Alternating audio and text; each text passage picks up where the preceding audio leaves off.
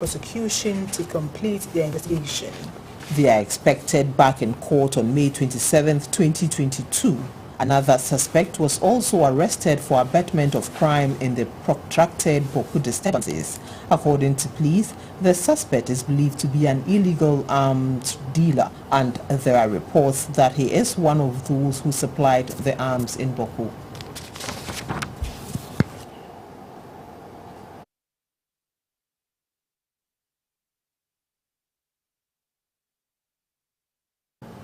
Ghana's COVID-19 active case count has dropped to 47 a month after the easing of preventive measures, including the wearing of face masks in public places. This was contained in figures published by the Ghana Health Service, which also indicated that all the 47 active cases were located in the Greater Accra region, with the remaining 15 regions of the country having no active cases of the illness.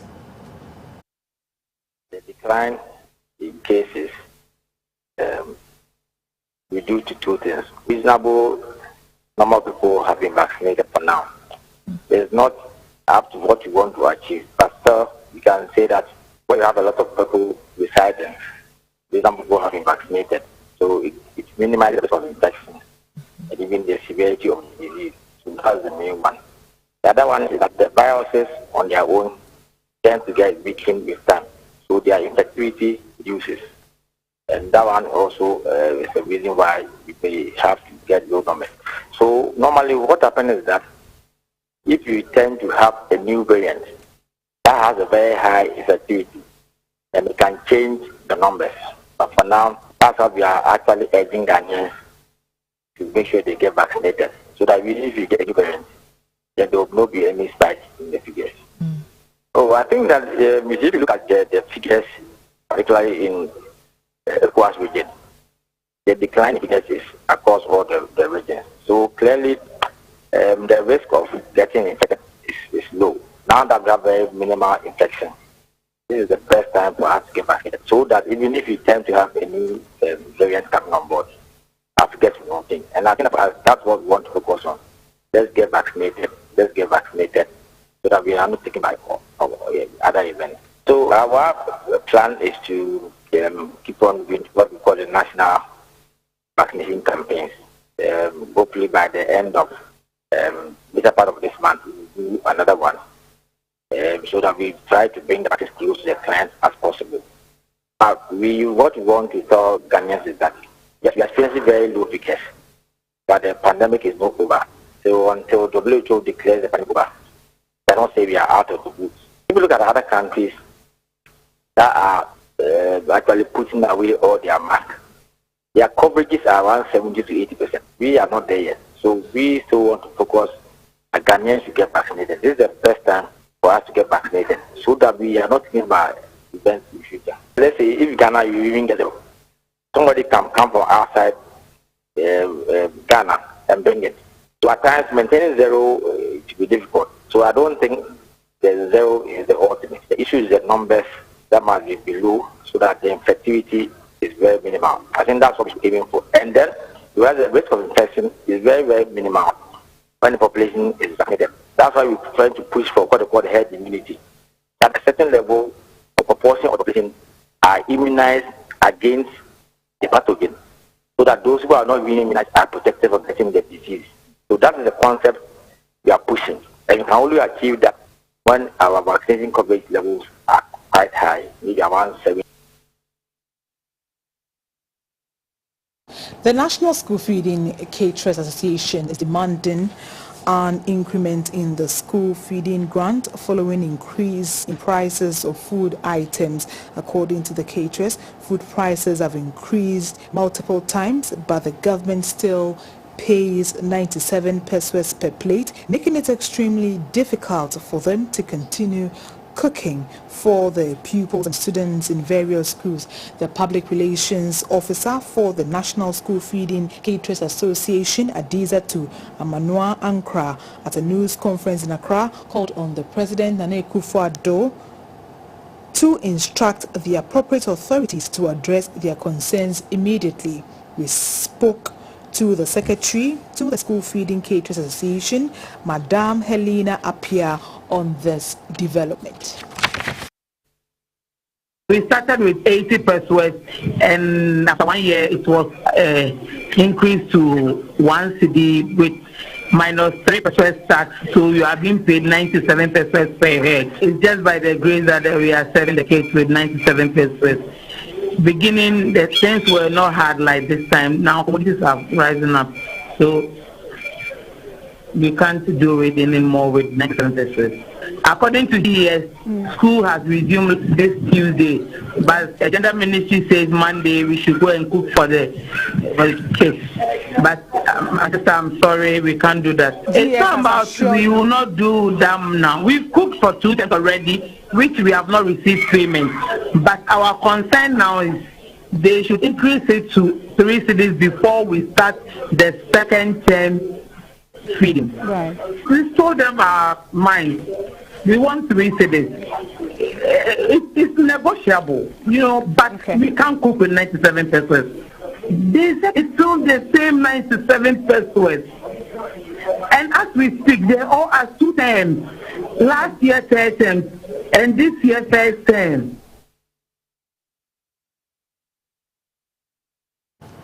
The Vice President, Dr. Mahmoud Bawumia, says government is scaling up the use of space technologies in managing water resources to protect and monitor their quality now and for future generations. At the 5th International Conference on the Use of Space Technology for Water Resource Management in Accra, Dr. Bawumia was worried about the extent of water pollution by activities of illegal miners.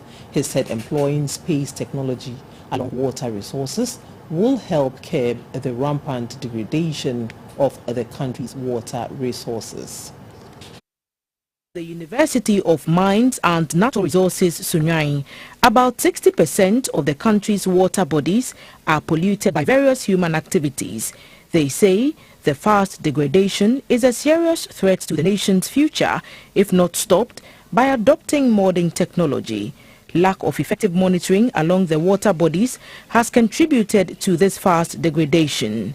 The 5th International Conference on the Use of Space Technology for Water Resource Management therefore aims to promote the application of space technology in water management to help developing countries such as Ghana to harness space-based solutions to address their water-related issues.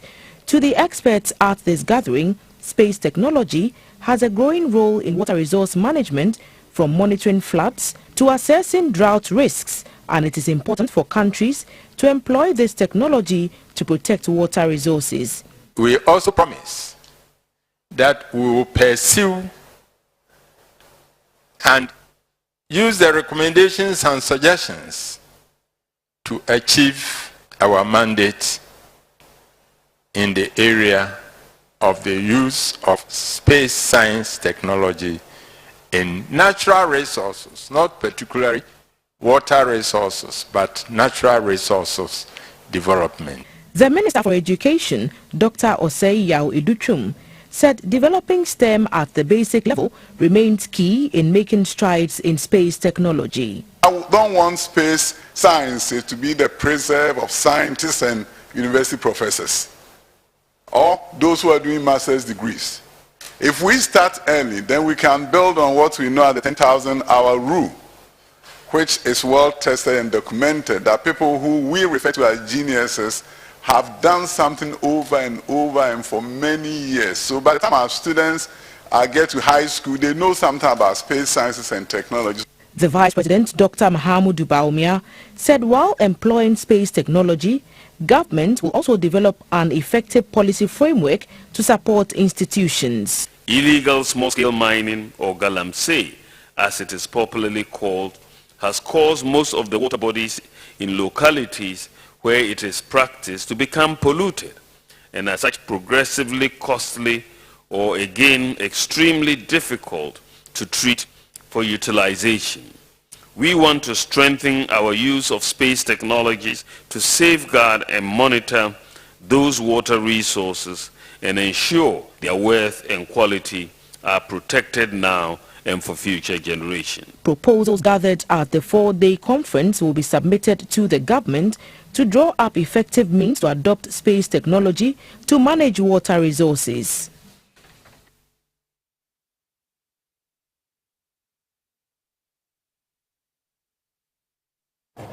The National Development Planning Commission has organized Ghana's 2022 voluntary national review consultation on persons with disability and vulnerable groups in the country. The meeting provided the opportunity for Ghana to share her experience and progress made towards the attainment of the Sustainable Development Goals SDGs. Participants compared notes on how to make progress after COVID-19 disruptions on the SDGs implementation. Approximately 10% of Ghana's 30 million plus population is made up of persons with disability, PWDs. PWDs in Ghana continue to experience various forms of discrimination and social exclusion in spite of the existence of several anti-discriminatory laws that are meant to protect their rights and facilitate their participation in mainstream social, political and economic activities. This year's voluntary national review, NVR, is particularly attentive to issues affecting youth and children with disability. A governance lead at the UNDP, Dr. Edward Foucault Aprechum, said the UN is committed to supporting Ghana in the implementation and attainment of the SDGs and helping it share its experience. A public administrator and disability consultant, Ms. Emalidian Bruce Lai, encouraged governments to have adequate data on people with special needs for effective planning. Government is progressively including persons with disability in its planning and program. We hope that they will accelerate it and make it better for it. I will plead that by what NDPC is doing, more people will get to know what the needs of persons with disabilities are and how to manage them. The SDGs National Coordinator, Dr. Richard Osei-Bofa, spoke about the need for all public facilities to be disability friendly. We are here not only for them to hear from us, but for us also hear from them. Because some things that we may capture that may not necessarily be as it is, and then revise what we have so far, and then it will be subject to Commissioner's review at the National Planning Commission. Ghana is among 45 countries that will present their voluntary national review VNR at the High-Level Political Forum, HLPF, on the 3030 agenda, which is to take place in July this year. Meanwhile, day one of the Ghana 2022 Voluntary National Review consultation focused more on SDG Goal 5, which is to achieve gender equality and empower all women and girls. Menstruation is still a major reason why some girls don't go to school or drop out of school. Maternal mortality is on the rise, while unemployment and abuse of women are some of the critical development issues in Ghana. To address inequalities in our society, government has in place the National Gender Policy, a 5-year strategic plan to address adolescent pregnancy in the country. Also in place is the Domestic Violence Act, Act 2007, which is among the policies and strategies government has developed through the Ministry of Gender, Children and Social Protection. To assess progress on the SDGs implementation, the Ghana 2022 Voluntary National Review Consultative Meeting was centered on sharing notes on innovative actions taken so far. I'm of the view that these responses will encourage us to work better in our various institutions to achieve the goal, while bearing in mind that Goal 5 on gender equality is inextricably linked to the other 16 goals that make up the 2030 agenda, and a gender-responsive approach must permeate all sectors to ensure that no one is left behind. Emerita Professor Techu Aminu of the University of Ghana stated that gender is integral to the achievement of the Sustainable Development Goals. A lot depends on the Ministry of Gender and Children's children social protection. A lot depends on government itself. Our president has been a gender champion, and we want him to be a gender champion in Ghana also. So we need to see that, and we need also the resources to the women's rights groups have really dried up, and they are doing their best. Ghana is among 45 countries that will be represented by the Voluntary National Review Group at the high-level political forum on the 2030 Sustainable Development Goals under the auspices of the United Nations Economic and Social Council in July 2022. The forum will enable Ghana to share its progress, challenges and experiences with the SDGs implementation. For GBC News, Yaira Lawe reporting.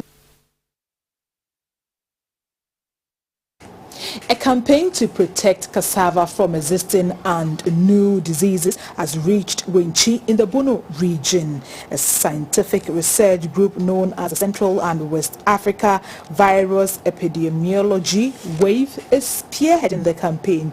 Their aim is to help increase food production and protect the livelihoods of especially smallholder farmers in Africa. Cassava, a starchy root crop, is widely grown in Ghana. Apart from domestic consumption, it also has industrial value as it is used for the brewing of alcoholic beverages and treated for the manufacture of other products. Ghana has also had the experience of exporting cassava chips. The future of the crop is threatened by the emergence of new diseases. 120 farmers participated in the sensitization program at Wenchi. The Central and West Africa Virus Epidemiology WAVE develops effective methods for the control and management of transboundary pathogens as well as prevents the incursion of exotic plant diseases into other areas. WAVE is teaching the farmers how to identify and fight such diseases. The WAVE project leader, Dr. Alan Pong, said while cassava has a huge potential for the creation of wealth for farmers and the Ghanaian economy, there are existing and emerging diseases that have serious socio-economic and public health consequences. Farmers had to use the right planting material devoid of any infections. A participant, Kate Obo Amwakoa, gave her impression about the training. By now, Yana Nanum near my home, farm say business. Until Mukodia Bank and man saw more than 1 year scouts in by Nansaya, you won't farm and say your business. Will be any as they say, Bantin, so you're talking. Until be any brass, you'll be a bantin, I say a baby soon.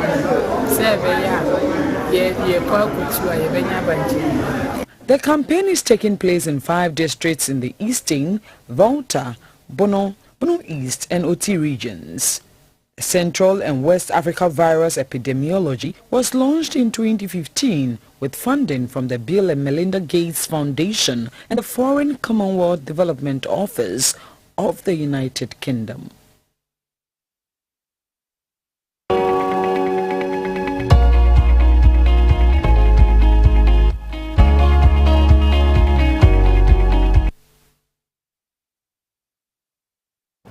Ghanaians are innovative, but what could lead to a snack having an interesting name such as Graphic and Times? Sounds funny, right? Here in Ghana, we all know there are newspapers with such names. However, this snack is simply roasted maize and granuts. What could make this a favorite for those who want a grab to go on a snack? Today on Chopology, Safia Yusuf, a roast maize and granite vendor, takes us through the simple steps of making super crunchy Graphic and Times, also called Ebru Nkatie, Abeleke Nkatie, just as you get to buy from the vendor. When roasting the Graphic and Times, you need granite, corn, salt, and sea sand or gari. Safiatu has been in this business for almost a decade and says she prefers sea sand because it makes the final product crunchy. The sea sand makes the corn and granuts crunchy when cooked. Now let's get started. First, Parboil the groundnuts for about 2 minutes and set aside. Sprinkle a little salt and mix it up. Put your sand into a deep pan and put on fire. Add the parboiled groundnuts and start stirring on medium heat to avoid burning. Stir until the groundnuts cook. Whilst stirring groundnuts, pick out the burnt and not edible ones. When I use sea sand to roast the corn, it comes out so well and can be stored for over a week without flattening. After 10 minutes and your groundnuts are ready, sieve it to clear all remnants of sand. Now time to roast the maize. Heat the sand until very hot, add the maize and stir continuously. Continue stirring until golden brown to avoid burning. After roasting for 5 minutes, take it off the fire and sieve it to remove the sand. Sprinkle salt water, but not too much to avoid the maize being salty.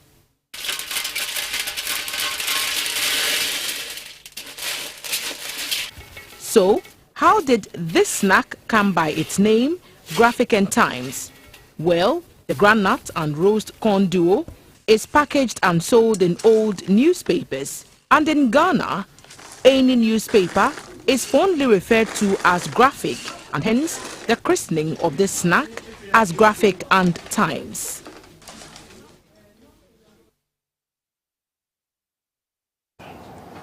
The new Director General of the Council for Scientific and Industrial Research, CSIR, Professor Paul Bosu, has been inducted into office at a ceremony in Accra. A key punchline in his acceptance speech was the call on government to assist CSIR to reclaim research lands encroached upon by the public, especially those of the Animal Research Institute at Fafraha, Accra, where over 800 acres of its lands are seized by private individuals with the help of land guards.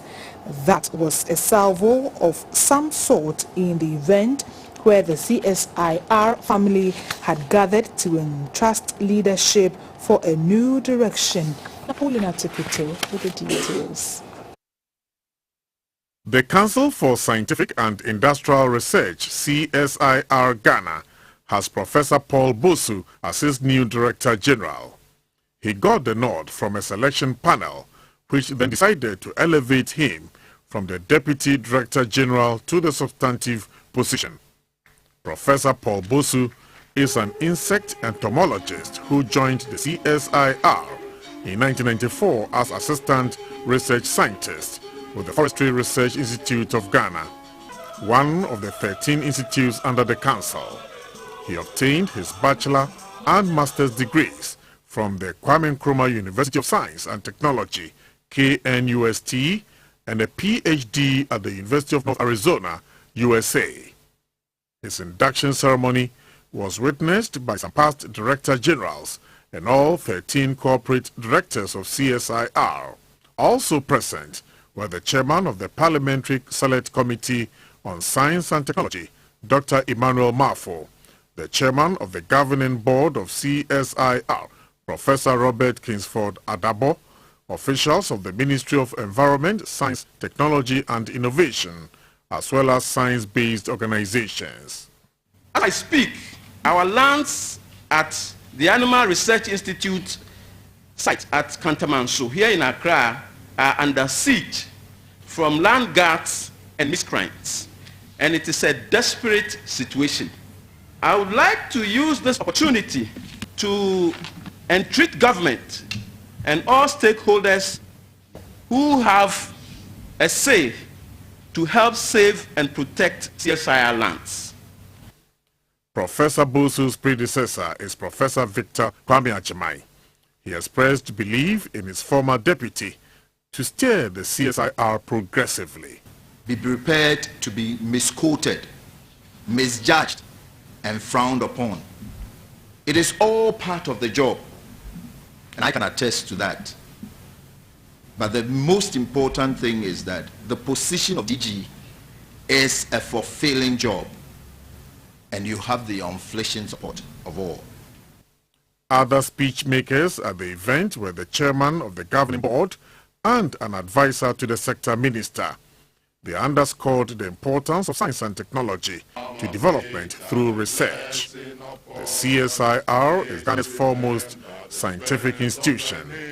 Its advanced research impacts on agriculture, health, ICT, technology, among others.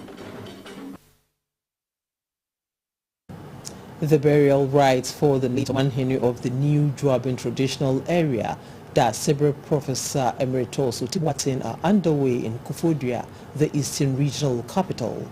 GBC News was at the Yadom and Shidia Palace venue for the rites, where preparations were underway with the arrival of chiefs, queen mothers, political leaders and other sympathizers ahead of 4 days of rites. The late Dasibre Oti Boateng died in August last year, aged 83. In 1992, he ascended the New Juabin stool, succeeding his elder brother, the late Dasibre Nana Kweku Boateng. While on the stool, he institutionalized the first traditional festival in post-independence Ghana, the Akwintukesie, or the Great Migration, which brings into contemporary prominence a missing but critical and major event of Ashanti history in Ghana. He was also a former president of the Eastern Regional House of Chiefs. Known in private life as Professor Emeritus Emmanuel Oti Boateng, he was acknowledged as a global authority in statistics and was the recipient of many national and international awards, including recognition as one of the greatest minds of the 21st century by the American Biographical Institute. In 1982, he was appointed as government statistician, serving for a record period of nearly 18 years until 2000. As a government statistician, he successfully conducted the 1984 population census amid great challenges of an entire country under military curfew. The Eastern Regional Minister, Mr. Seth Champon, described his death as a great loss to the nation. Great statesman, a royal par excellence, a personality who grew and marketed Ghana as an international public servant, a person who came and became our overlord in New Juabin Traditional Authority, a person who served this republic as a government statistician in public service. Is no person we can just bypass. We have to mourn this great son of our beautiful country, Ghana.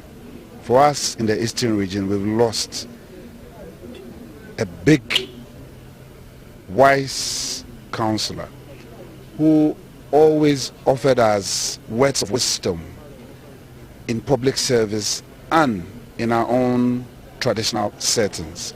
The MP for New Juabin South, Mr. Michael Ochre Befi, and the municipal chief executive for the area, Mr. Isaac Apeujesi, eulogized the key role Dasibre Oti Boateng played in national development. The chief of Jumapo under the New Juabin Traditional Council, Obrimpon Kwame Opono-Wusu, said he learned a lot from the late chief and prayed for his eternal rest. Dasibre Yobia, the Nimudia, a coach papa, a year I hear some near Mamre dear. They may be dear number shed, I see, and you may be Brioha, Messia, a finish papa. The burial rites of Dasibre Oti Boateng are being performed alongside that of the Queen Mother of the area, Nana Yaa Dani, who died early this year. They will be buried on Monday night after traditional rites over the weekend.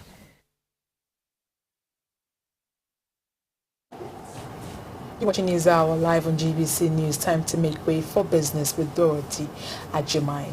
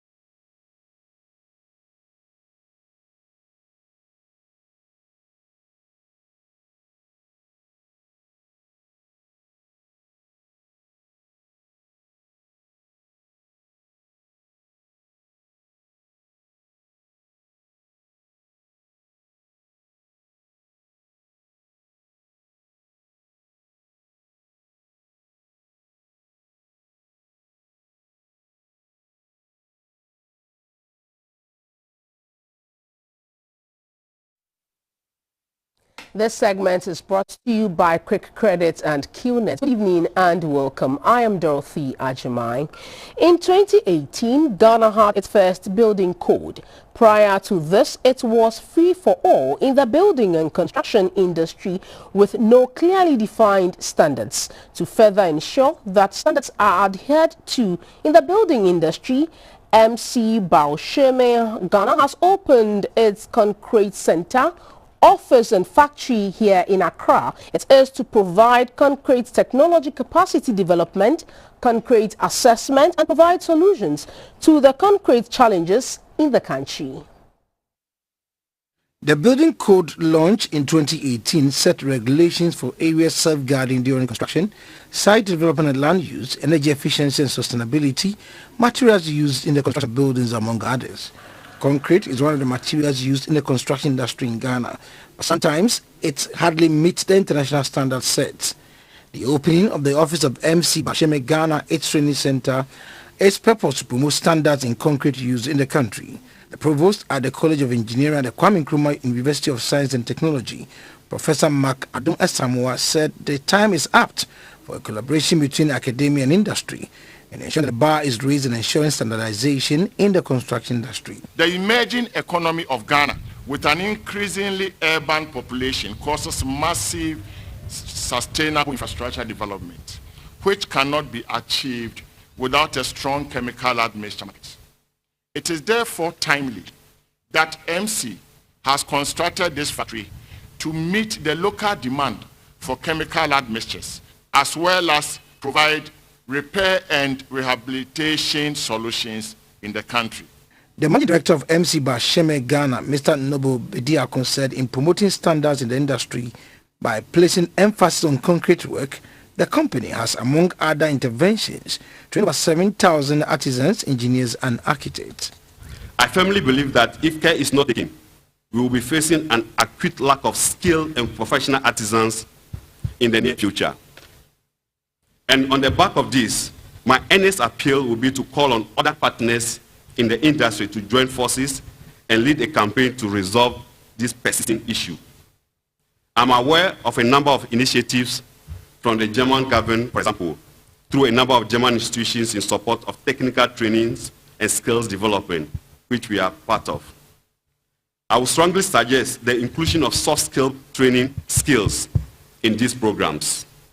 Skilled artisans without professional and sound attitudes are a disaster to work with. The Minister for Works and Housing, Mr. Francis Asensubuachi, said the ministry is poised to formulate policies such as a building code for a conducive environment for players in the construction industry. In a bid to efficiently operationalize the building code, it became necessary to review the current building regulations, LI 1630, 1996, to reflect all aspects of the building code. Thankfully, the building regulations is currently before Parliament for consideration, and I'm confident that it will be passed as soon as possible. Director General of the Ghana Standards Authority, Professor Alex Dodu, said it is time to look for solutions in ensuring the artisans in the construction industry meet standards set for concrete products. The global cement and concrete product market grew from $333.26 billion in 2020 to $365.58 billion in 2021 at a compound annual growth rate of 9.7%. The implementation of the electronic transfer levy on 1st May had been received with mixed reactions, with many yet to get a grip on its mode of operation. To ensure that the informal sector is given a better understanding of the levy, the Ghana Revenue Authority has met with some trade associations in Accra. The electronic transfer levy, e-levy, is to regulate and impose an electronic transfer levy on 1.5% on all monies which are electronically transferred. This e-levy forms part of efforts by government to broaden Ghana's tax base and subsequently increase revenue mobilization. The levy, which took effect on the 1st of May this year, has been met with mixed reactions as many are yet to understand its operations. Mindful of this, the Ghana Revenue Authority has met with some trading associations in Accra to educate them on areas covered by the e-levy and vice versa. A commissioner at the GRA, Mr. Martin Yamborija, said despite the initial hitches, the implementation has so far been smooth. He, however, attested that there is a need for the right information to be disseminated concerning the e-levy. The head of the project management unit and a member of the e-levy team, Mr. Isaac Amwako, explained some modalities of the e-levy. To be able to enjoy that exemption, you first need to get to your telco and request that they give you a merchant SIM. Now with that merchant SIM, you are also supposed to come to the Ghana Revenue Authority and register for income tax or VAT if VAT is applicable to you. Once you do that, anybody who pays you using the merchant number that you have will not suffer the telco charges. Also, they will not suffer the e-levy. So that was what the specified merchant payment is all about. The Deputy Minister for Finance, Madam Abna Osei-Asari, said the government will give a true account of all monies collected through the e-levy. Twice in a year, we will go and give an account of all the revenue handles that we have raised in Parliament. One through the mid-year budget review and two through the budget. So very soon in July, we will go and give an account of all the revenue handles that we have been able to raise, including the e-levy to Parliament, and government and Ghanaians will see how much we have been able to raise by that time. The Ghana Revenue Authority has been tasked to raise revenue of 8.3 billion cedis for the year 2022. Ghana is still the preferred destination for many businesses, especially entities in the ICT space, due to the country's adoption of digital innovations. With this, the Minister for Communications and Digitalization, Mrs. Ursula Owusu-Ekufo, says government is ready to partner with global ICT firms and the local private sector organizations to encourage and engage local expertise for development. She said the 2-year LEAP program is expected to leapfrog Ghana into a bright digital future with 100,000 talents by 2024. This came up at the just-ended Huawei ICT Job Fair and launch of LEAP ICT Talent Development Initiative here in Accra. This job fair, which is bringing various industry players and captains of industry here to look at the skills that are available in the young people that have already been trained and to hire and engage them in their jobs. And the end of skills acquisition is job acquisition, employment creation. So it's not just our young people acquiring the skills simpliciter, but to use that to get sustainable, well-paying jobs in the industry. The world is changing. The pandemic has taught us that we can't continue to do the old things that we were doing and expect new results. Things may happen that will enable, force us to use digital applications, systems and innovations to live and work.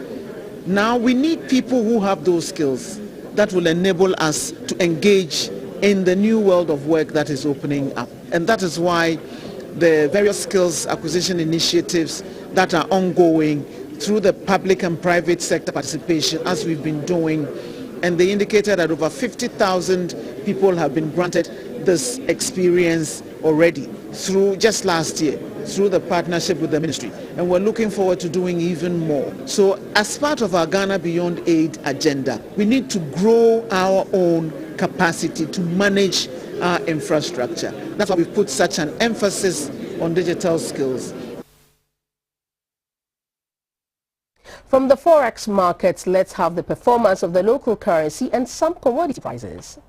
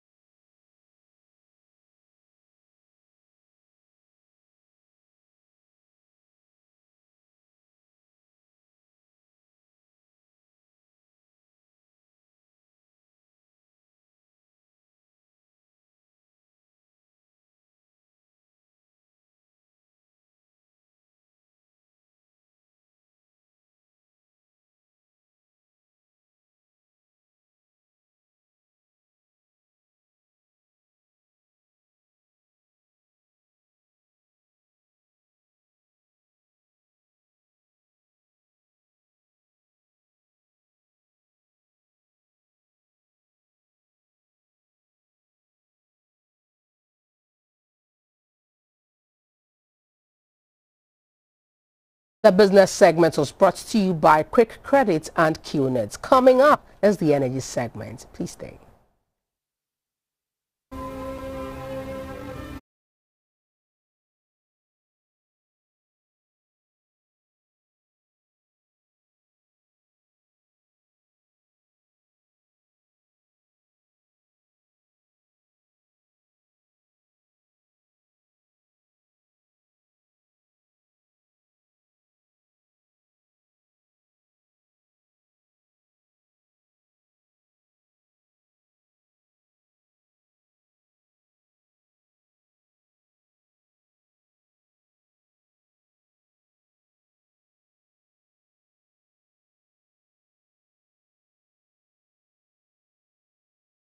The Power Planning Technical Committee (PPTC) of the Ministry of Energy has refuted assertions by the ranking member on the Parliamentary Committee on Mines and Energy, Mr. John Jinapor, that power outages referred to as Dumsor is imminent. Mr. Jinapor, in a statement, claimed that the existing generation capacities will not be adequate to serve the projected demand with 18% reserve margins and predicted the return of Dumsor.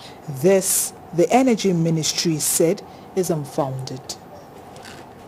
Power Planning Technical Committee drafted the 2022 Electricity Supply Plan. A statement signed by the committee's chairman, Mr. Frank Autry, said as contained in the plan, Ghana had total installed generation capacity of 5,265 megawatts, with dependable capacity standing at 4,706 megawatts. With a projected annual peak demand going up to 4,793 megawatts in 2026, the committee stated that it is obvious that both the installed capacity and dependable capacity are in excess of peak demand, and therefore there cannot be imminent Dumsor as was portrayed. The committee states that Dumsor only occurs when the actual demand is higher than what the system is able to generate, and clarifies that the additional demand recommended in its report is only required to provide extra capacity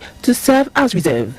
On the claim by Mr. John Jinapor that the report negates the argument of Ghana having excess gas leading to capacity payment, the statement rebuts that with assertion that the recommendation in the 2022 Electricity Supply Plan for arrangements to increase gas supply did not imply procuring new gas facilities. Rather, it was only alerting that demand is growing and therefore there was a need to make arrangements to increase volumes of gas supplied from the existing gas facilities. The Energy Minister, Dr. Matthew Opoku-Prempeh, has called on Tullow Ghana to collaborate with the Ghana National Petroleum Corporation and the Petroleum Commission on the proposed self-operate project for the FPSO Kwame Nkrumah. He made the call when the Managing Director of Tullow Ghana paid a working visit to the ministry to provide some updates on the proposed project. The Energy Minister said Tullow's proposal will support the development of Ghana's upstream petroleum sector. Tullow Ghana, in its 2021 full-year results, announced plans that it would, in the middle of this year, take over the operations of FPSO Kwame Nkrumah for MODEC, a global supplier and operator of offshore floating platforms.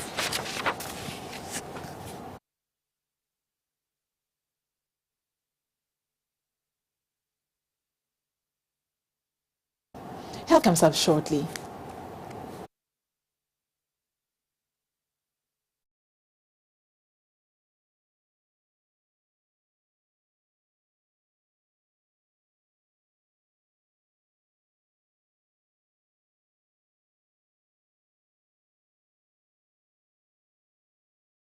You're welcome to the health segment brought to you by kind courtesy Lufat.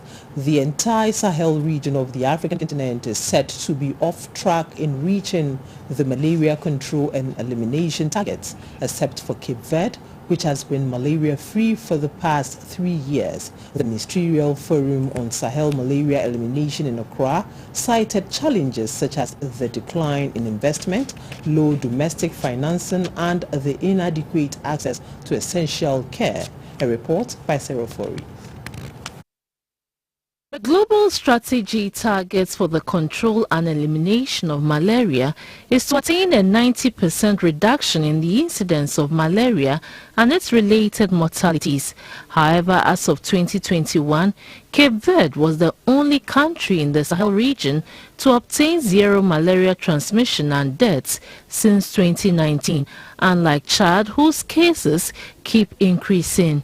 The Gambia and Mauritania recorded a 40% reduction, Senegal between 25 to 40%, while Burkina Faso, Mali and Niger 25%. Humanitarian crisis, fragile health system, inadequate internal and external resources, and biological threats account for the challenges. We are off track in reaching the 2030 targets to which our leaders committed to, over 90% reduction in malaria incidence and mortality rate. Evidence of stalled progress precedes the COVID-19 pandemic. The reasons are varied, but we also take into cognizance that the population in our region has doubled since the year 2000. Despite this, our domestic and external investment has remained at the same levels. So in real terms, investment in malaria has declined. Best practices Cape Verde deployed include robust vector control, rapid case detection and treatment, and the implementation of preventive strategies. The delegates called for increased domestic financing by the various governments as they engage the private sector. The Sahel comprise the vast semi-arid region of Africa, separating the Sahara Desert to the north and tropical savannas to the south.